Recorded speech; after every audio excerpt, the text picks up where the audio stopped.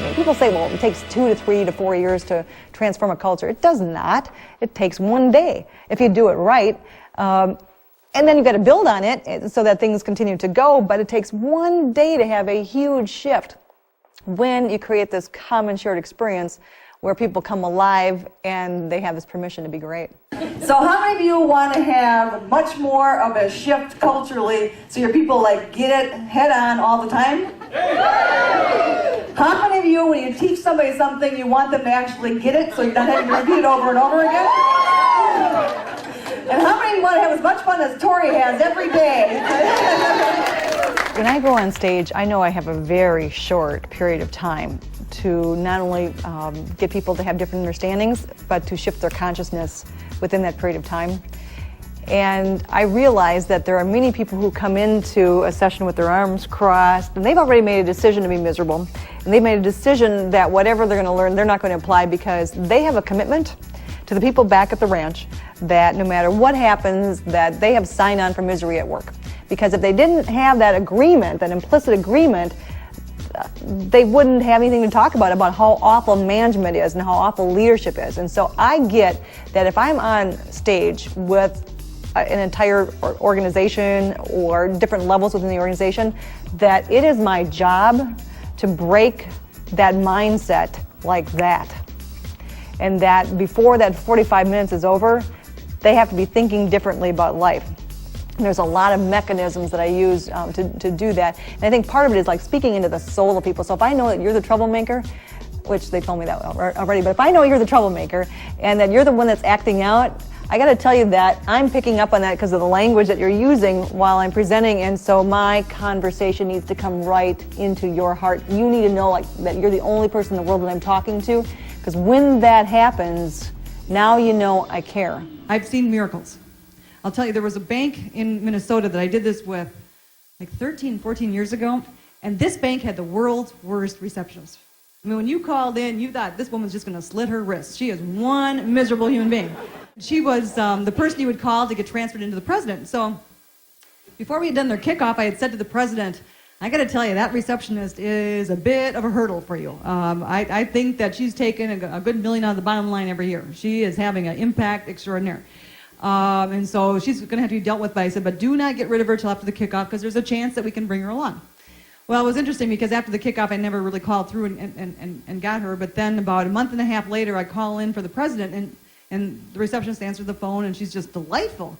And so I go to the president, and I said, gosh, who's answering your phones? That is the best phone I've ever heard. And he says, oh my gosh, that's Carol. That's the one you told me was the worst receptionist you ever heard. So hold the possibility they can shift. People hold people in a certain way, and they stick a certain way. Have you noticed that you're different around different people? That's because they're holding you to be a certain way. So I remember I had a job one time, they thought I was the most organized, anal retentive person ever. These guys can tell you I'm not. They'll clarify that one. They're going, whoever thought that one. But around them, because I had to be, I was. You know, when you're in banking, there's just things you got to keep clean, and you got to have respect for detail. But do I like detail? Am I good at detail? It exhausts me to the core of my being, okay? But I have respect for it. But they held me as that, and they used to tease me about being that, and so I became even more of that, okay? If somebody holds you as being grumpy, what do you become? Grumpier. If somebody holds you as being a good person, what do you become? A better person. If they think that you are the drudge of the universe, guess what? You'll be more of that. And this is something to think about, because when you're dealing with employees who are hassling you, and they start to bug you, it's pretty easy to find all the things that are wrong with them and forget about some of the things that are still good in them. Organizations are always saying, if I could grow 2 or 3%, and I'm thinking, who wants to shoot wildly for mediocrity?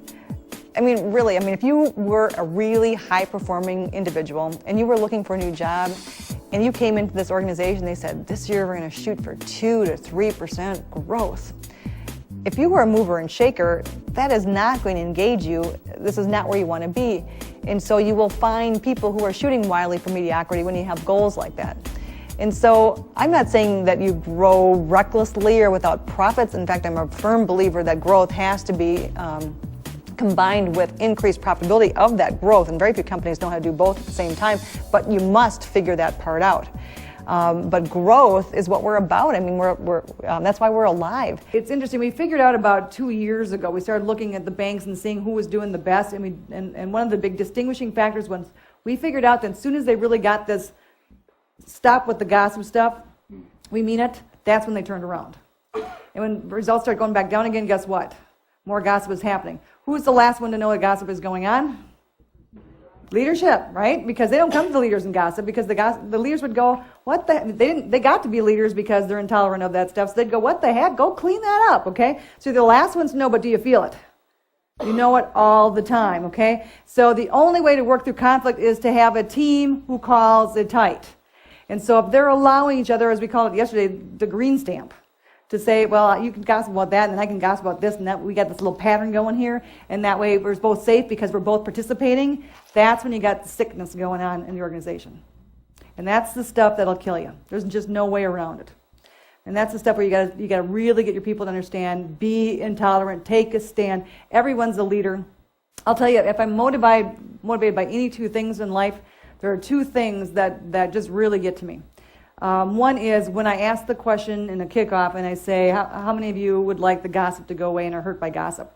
And I ask the question and the tears begin to roll. I can see them from the front. The tears begin to roll. It is so abusive. It is so painful for people, and they have no idea how to stop it. Okay? The only way it can be stopped is when you say, if you do it again, you're out of here. See you, bye, love you, but gotta go. Okay? Let's just get clear about this is not okay behavior here. I don't care if you're the top performer. I don't care if you're the second top performer. If you're doing it, you gotta go.